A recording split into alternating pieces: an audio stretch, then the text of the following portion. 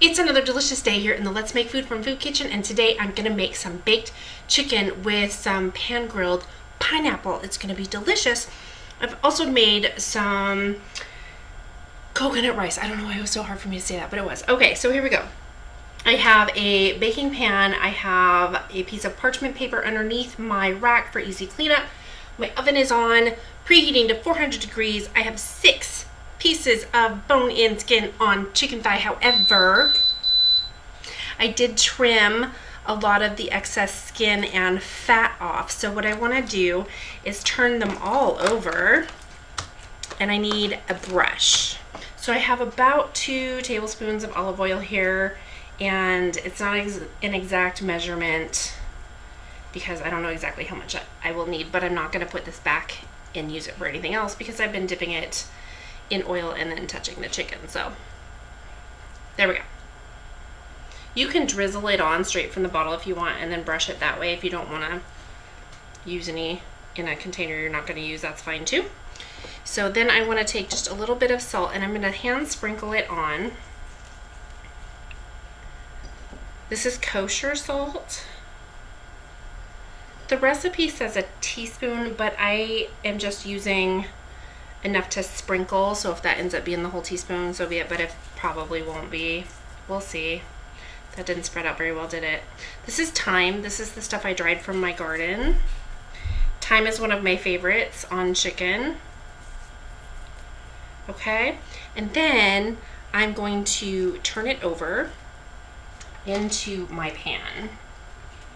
Okay, and these are all, I tried to get some that are relatively the same size. It's kind of hard to do, but if you get some that are relatively the same size, your cooking time is going to be about the same, and you won't have some that are overcooked, some undercooked, because that can be kind of frustrating. You don't want any dry chicken, even though thighs don't dry out nearly as much. So I'm going to do the same process. Sprinkle some salt. Sprinkle on that thyme. My kids will eat this, believe it or not, with the thyme on there. They do like it. I always get a celebration. Yay, Mom's making the chicken with the bones. And then my youngest goes, I like the bones. She likes to gnaw on the bones. I think it's weird, but she likes it. Whatever, let her do it. As long as she doesn't actually like crack into it and, you know, get shards of chicken bone, because that's not good. Okay. So I've used most of that teaspoon. It was a generous teaspoon anyway. Then I'm going to take some fresh cracked pepper and just put it on 2 of them. There we go. Those are done. I'm going to set them aside and clean up here in just a minute, and then I'm going to show you how to do the pineapple, and then we'll work on the rest of it. Okay, what's next? Pineapple. We need to prepare our pineapple, and this is kind of a cool thing I saw. This was not my idea. I'm totally taking it, okay? So I like to be honest about those things. I am going to slice my pineapple in half lengthwise and find my cut there. Come on, where'd you go? All the way through the stem. It's all about the aesthetics for this one. And of course, you don't have to do this part. You can slice a pineapple just like you normally would. You can use pre-done pineapple, I guess, if you have to. You know I don't love it though, right? No shame. No shame in your game, ever. But I always love the fresh stuff. I like that it's more nutritional. I like that it's fresh. Okay, so now I need to take a knife and go along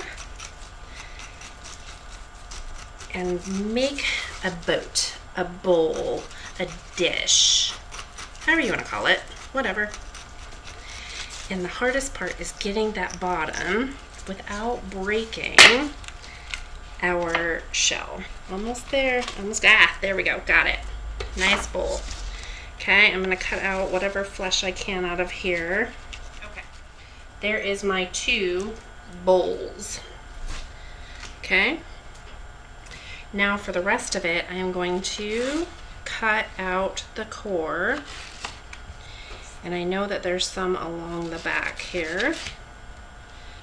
We're going to take some slices that are quote unquote pretty and get them in the bowl. Okay. And the recipe says about 2 chunks, 2 cups, 2 cups. So whatever I have left, I'm just going to store away for snacking or whatever else, okay? Okay, now that that's done, I'm gonna clean this up, put my chicken in the oven. At 30 minutes, I'm gonna check it. If it's close to 165, at like 161, 162, I'm gonna pull it and let it carry over cook on my counter. If it's not, I'm gonna let it go back in the oven and cook until it gets to that point. Those are slightly larger, so it might take a little bit longer. So when there is about 10 minutes left on my chicken, I'm going to start cooking my pineapple. Okay, it's almost time to take that chicken out of the oven. I already turned it off. I'm waiting for my griddle to heat up. I'm gonna go ahead and toss my butter in there, and this is gonna help caramelize that pineapple some. Okay, get it in there and start melting, and we're just gonna dump this all in there.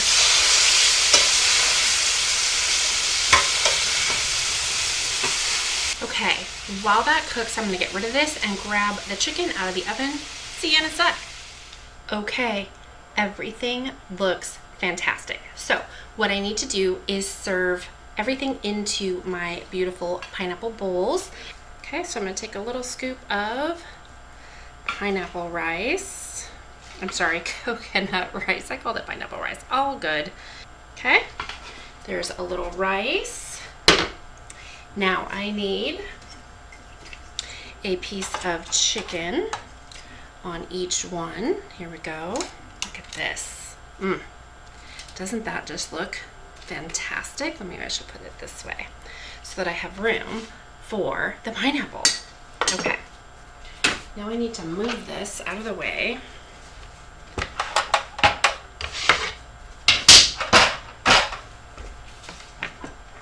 Okay, I'm just gonna use my tongs here and just put some pineapple right in there. Look at that, beautiful.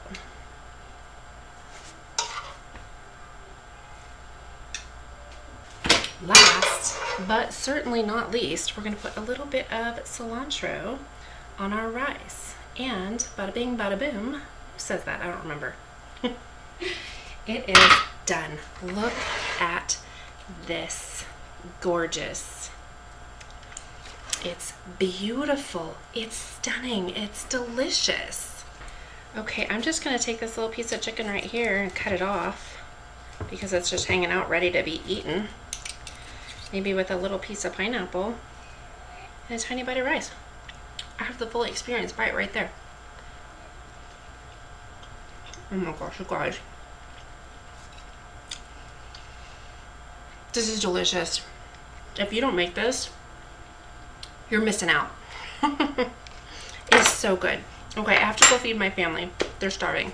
Thanks for joining me here today in the Let's Make Food from Food Kitchen for another kitchen adventure. From my kitchen to yours, let's make food from food. And then serve it in food. That's one boy.